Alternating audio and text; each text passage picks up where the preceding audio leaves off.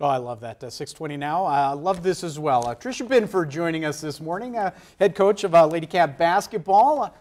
With the retirement of Dale Kennedy, the senior member of the staff, yes, I think, right? You were telling me that means I'm old. No, in your prime, Coach, in your go. prime. Let's talk about your Lady Cats this year. You got a bit of a young squad, but they've shown some great promise here early on in the season. I think back to the women's NIT effort there, going 2-1 in that big tournament. Well, absolutely. We've got a mixture. We've got one senior. We have a few juniors, a few sophomores, but even a freshman starting. So, you know, it's just building chemistry this time of year. We have 2 more home games. We're actually home for the rest of December, this Sunday and Tuesday, and then we open up conference. How do you deal with all of that? I mean, I know the part of coaching that most people don't get to see is the part that you really love.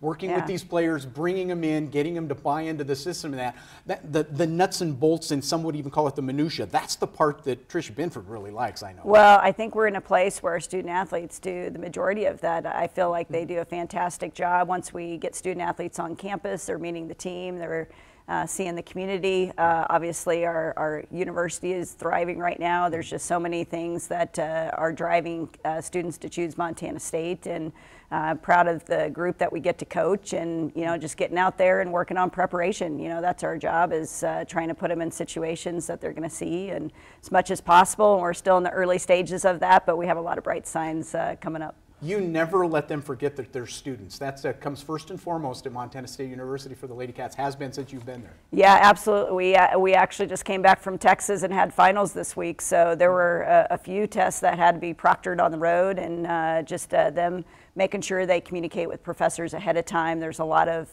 organization that has to go behind the scenes. We've been on the road 6 out of the last 7 games, so so them to be able to do those things well, and then see what they do in the classroom is pretty darn impressive.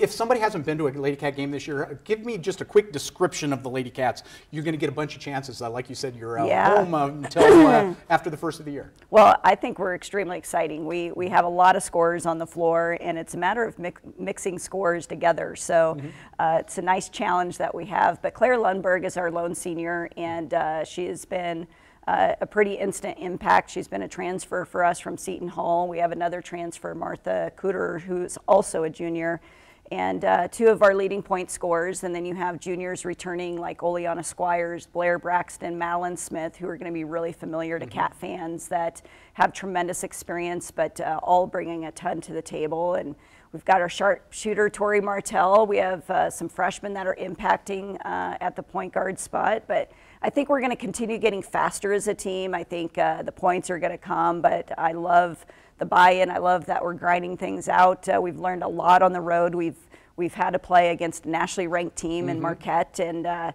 we've done some really good things. So now it's time to get in the field house and get some crowd behind us. There you go, and your chance to do that this Sunday as they take on Omaha. Very true. Tricia Binford joining us live in the studio this morning. Thanks for being here so early. Thank you. We come back, Matt has your forecast. Stick around.